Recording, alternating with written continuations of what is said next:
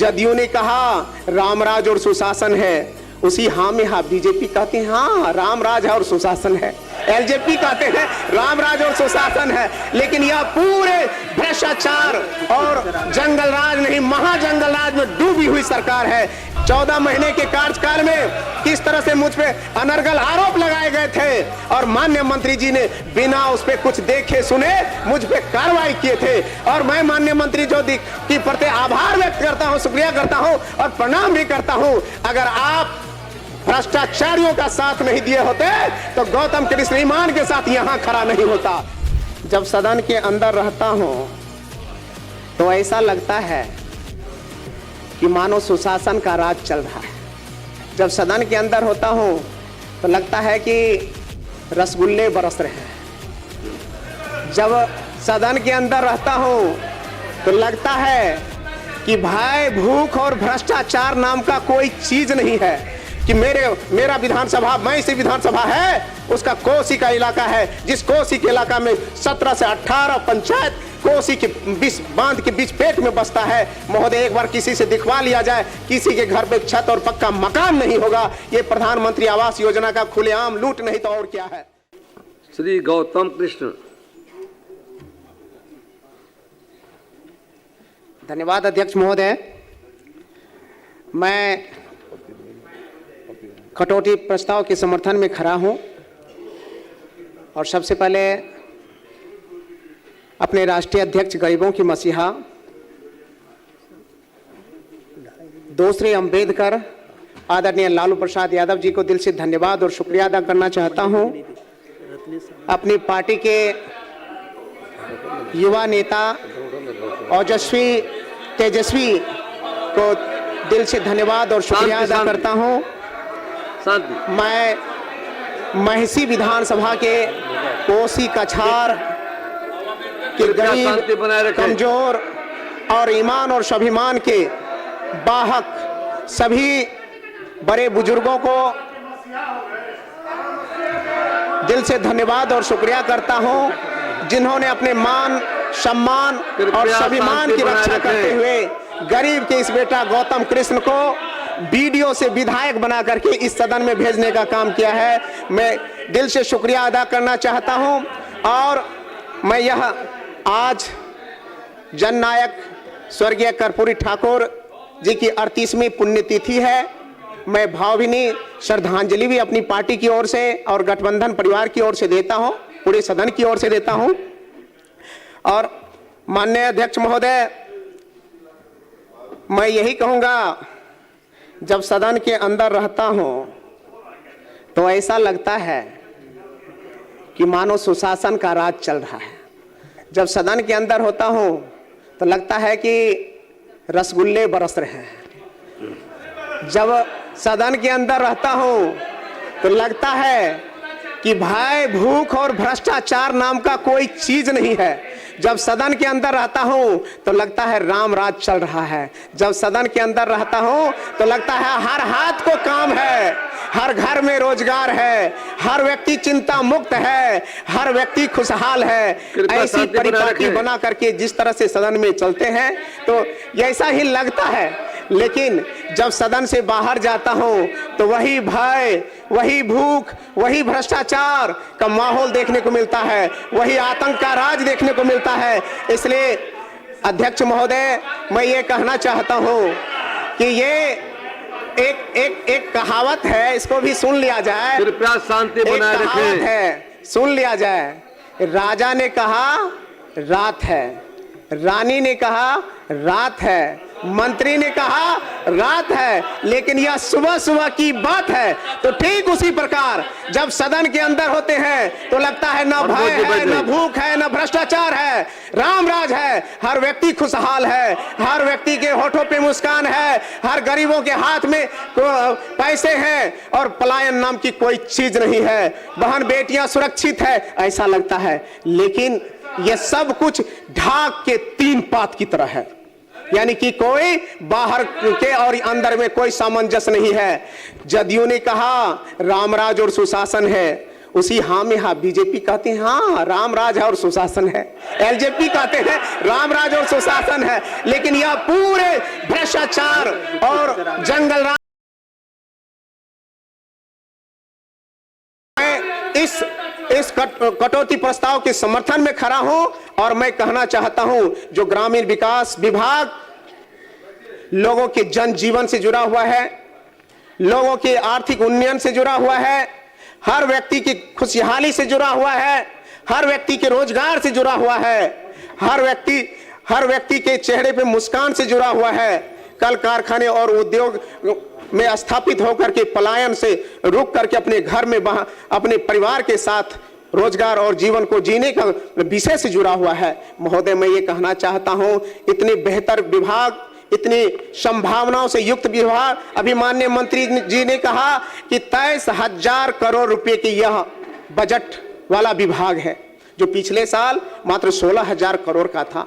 तो ठीक है, बढ़ाइए, लेकिन मैं यह कहना चाहता हूं कि इस विभाग में जितनी ज्यादा संभावनाएं हैं, जितनी ज्यादा खुशहाल करने के एक एक तरीके और मौजूद, हम लोग भ्रष्टाचार थोड़े से अपनी जिम्मेवारी और थोड़े से अपनी सरकार की निगरानी में करना शुरू करें तो शायद लगता है कि यह खुशहाल होगा। लेकिन मैं कहना चाहता हूं, जिन सदस्य महोदय को पता नहीं हो, इस विभाग में मैं कार्यरत था, मैं पहले वीडियो था और हमारे माननीय मंत्री जी उस दिन हमारे भी मंत्री थे, मैं कहता हूं। लेकिन माननीय मंत्री जी आदरणीय श्रवण बाबू भी जानते हैं कि गौतम कृष्ण वीडियो बन करके सेवा करने के लिए आया था, लेकिन इसी विभाग का भ्रष्टाचार में वहां से लड़ करके मुझे यहां पहुंचाया है। इसलिए मैं अपने महिषी और नौहट्टा की जनता को दिल से धन्यवाद और सैल्यूट करता हूं। माननीय आदरणीय लालू प्रसाद यादव जी और तेजस्वी यादव जी को सैल्यूट करना चाहता हूं, जिन्होंने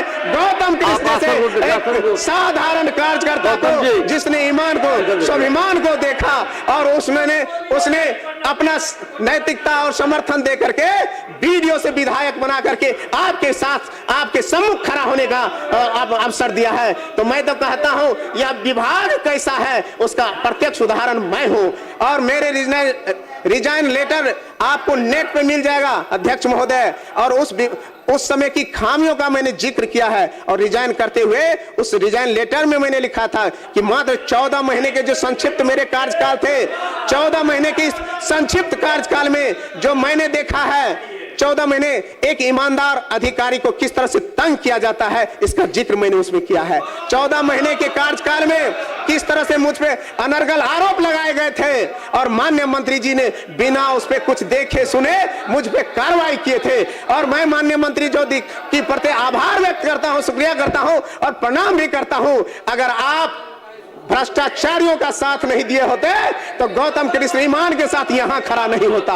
आप अगर उस दिन आप दूध का दूध और पानी का पानी किए होते, आप अगर भ्रष्टाचारियों का साथ नहीं दिए होते तो गौतम कृष्ण आज वीडियो के रूप में ही काम करता रहता। तो आपका विभाग किस तरह से आंख में पट्टी बांध करके अधिकारियों का मौज मस्ती का ये बना करके काम करता है, उसका प्रत्यक्ष उदाहरण गौतम कृष्ण है। अध्यक्ष महोदय, मैं कहना चाहता हूं, मैं सिर्फ खामियां गिनाने के लिए नहीं यहां खड़ा हुआ हूं, मैं सिर्फ एक आईना दिखा रहा हूं कि एक ईमान के साथ काम करने वाला कोई भी व्यक्ति, चाहे वह गौतम कृष्ण हो या कोई और हो, उसको किस तरह से दूध की मक्खी की तरह से निकाल करके फेंक दिया जाता है। लेकिन मैं धन्यवाद और शुक्रगुजार तो महिषी और नौहट्टा के उन जनताओं के हूं जिन्होंने ईमान और स्वाभिमान हमारे मंत्री जी की तरफ नहीं बेचा और उन्होंने चुन करके मुझे सदन भेजने का काम किया।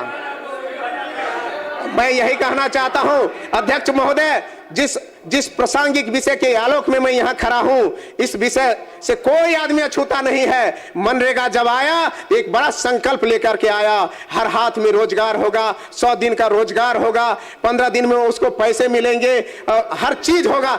लेकिन ये है क्या? ये भ्रष्टाचारियों और भ्रष्ट पदाधिकारियों में बदल गया है और जी राम जी हो गया है। और आज जी मनरेगा को समाप्त कर दिया गया है। नाम बदलने से सर काम और चरित्र नहीं बदलेगा, इसलिए हमें नाम बदलने तक ही ये नहीं होना चाहिए, उसका चरित्र बदलना चाहिए। आज जिस तरह से कोई भी इसमें माननीय सदस्य होंगे उस सबको पता है कि भ्रष्टाचार में लगभग 60% पैसा पहले चढ़ावा में ही चला जाता है। ये आलम है हमारे मनरेगा का। आदरणीय अध्यक्ष महोदय, मैं ये कहना चाहता हूं, अध्यक्ष महोदय, प्रधानमंत्री आवास योजना जो है ये गरीब बेघर दलाल और बिचौलियों का माला माल करने का जगह है।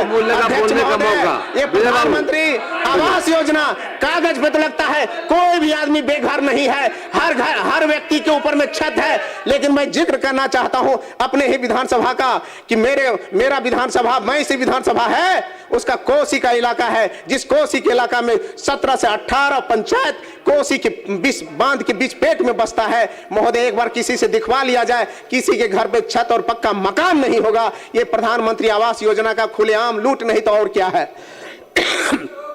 कागज पे तो लगता है कि पूरे तरह से चकाचौंध है, अब कागज पे लगता है किसी को घर देने के लिए बचा नहीं है, लेकिन हकीकत है कि 20,000 रुपए का घूस सरेआम चलता है और 20,000 बाद में जो मजदूरी मिलता है वो भी लूट लिया जाता है। डीबीटी है ना महोदय, अब डीबीटी के माध्यम से महोदय मैं कहना चाहता हूं, अब तो व्यवस्था डीबीटी की हो गई है। एक कांग्रेस के राज में था, कहते थे 100 रुपया भेजते जा करके हैं, अब गरीबों को नहीं पहुंचता, मात्र 10 रुपया पहुंचता था। जब से माननीय नरेंद्र मोदी की सरकार जब से आई है, नीतीश कुमार की सरकार जब से आई है, तो आज बिहार में डीबीटी के माध्यम से गरीबों को भेजा जा रहा है। अध्यक्ष महोदय, आपने जो कहा ये तकनीकी बात है, ये सैद्धांतिक बात है, लेकिन व्यवहारिक बात नहीं है। किस तरह से बिचौलियों के हाथ में बिना 20,000 रुपए गए हुए किसी का काम नहीं होता है, या किसी से बात छुपी हुई नहीं है। अध्यक्ष महोदय, नल जल योजना का क्या हाल है? राजू बोला जाता है। महोदय, महिषी के विधायक जी बोल रहे हैं, ये उस समय यूपीए के प्रधानमंत्री जो थे राजीव गांधी जी ने अपने भाषण में कहा था कि हम 100 रुपया भेजते हैं तो मात्र 85 रुपया बीच में रह जाता, 15 पैसा पहुंचता था। ये इनके गठबंधन के नेता बोले हैं। अब पहले का क्या था महोदय, ये इनके नेता बोल चुके हैं, इनको स्मरण करना चाहिए, उस पर भी कुछ बोलना चाहिए महोदय। क्या होता था, कितना पहुंचता था, आज तो सबका सब लेकर ही विदेश भाग जाता है आपके सरकार में। महोदय, ये हो रहा है। आपका जो नल जल योजना है, यह पूरी तरह से कहां नल है और कहां जल है कोई तालमेल नहीं है। इसका प्रत्यक्ष सदन ने ही देखा है। हर सदस्यों की चिंता रही है, अगर अपने अपने छाती पर हाथ रख करके बताइए किसके विधानसभा में नल और जल चल रहा है, काम कर रहा है। इसलिए पूरी तरह खुलेआम लूट और महालूट का चलता है। अध्यक्ष महोदय, नली गली योजना किस तरह से पैसे की बर्बादी है, यह बात भी किसी से छुपी हुई नहीं है। मुख्यमंत्री ग्रामीण सड़क योजना जो संपर्क योजना है, लेकिन तो मैं ये कहता हूं ये संपर्क योजना है, लेकिन यह संपर्क योजना आज भी फलीभूत सही रूप से नहीं हुआ है। मैं ज्यादा कुछ तो नहीं कहूंगा, लेकिन अपने ही विधानसभा में देखता हूं, जब हमारे यहां से माननीय मंत्री जी और मुख्यमंत्री जी कहते हैं कि 4 घंटा में हम पटना आते हैं, आपका समय समाप्त हुआ। जब कहते हैं कि 4 घंटा में कोई भी कहीं से भी पटना आ सकता है। अध्यक्ष महोदय, 1 मिनट, तो हम कहते हैं कि मेरे महिषी विधानसभा में एक छोर से दूसरे छोर अगर कोई 4 घंटा में जाकर के दिखा दे तो मैं मानूंगा कि सरकार जो कहती है वो बात सही है। और मैं अध्यक्ष महोदय सिर्फ 1 मिनट सर, 1 मिनट, मैं ये कहना चाहता हूं, बहुत सारे हमारे साथी लोग, माननीय सदस्य लोग कहते हैं कि माननीय अध्यक्ष महोदय बैठाइए इनको, अध्यक्ष महोदय बैठाइए, बैठ जाए, बैठाइए इनको, आप बैठा अध्यक्ष महोदय बैठाइए इनको।